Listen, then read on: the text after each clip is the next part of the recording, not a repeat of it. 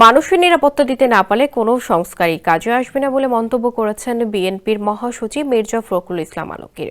২৯ জুলাই আমরা বিএনপি পরিবার ও মায়ের ডাকের যৌথ আয়োজনে এক সভায় তিনি কথা বলেন। মির্জা ফখরুল বলেন, রাজনৈতিক পরিবর্তনের সঙ্গে সঙ্গে অনেকেই ভালো ভালো জায়গা দখল করেছেন, অনেকে মন্ত্রী হয়েছেন, আবার কেউ কেউ ব্যবসা বাণিজ্য দখলে নিয়েছেন, কিন্তু যারা আত্মাহুতি দিয়েছেন তাদের দিকে কেউ তাকাননি। তিনি বলেন, গুমের শিকারদের ফিরিয়ে দিতে না পারলে সবাইকে তাদের সন্তানদের দায়িত্ব নিতে হবে। গুম কমিশনের আশানুরূপ কোনো অগ্রগতি হয়নি জানিয়ে তিনি বলেন, বিএনপি আগামী নির্বাচনে জয়ী হলে গুম পরিবারের সদস্যদের পুনর্বাসনের চেষ্টা করবে। ওয়ালটন এখন দেশের সীমানা পেরিয়ে পৌঁছে গিয়েছে ৫০টিরও বেশি দেশে। ওয়ালটন, ঘরে ঘরে বিশ্বজুড়ে। রাজধানীর বনানীর কামাল আতাতুর্ক অ্যাভিনিউ মাঠে আমরা বিএনপি পরিবার ও মায়ের ডাক এর উদ্যোগে যৌথ গণতান্ত্রিক পদযাত্রায় শিশু কর্মসূচিতে যোগ দেন বিএনপির মহাসচিব। এ সময় তিনি এসব কথা বলেন।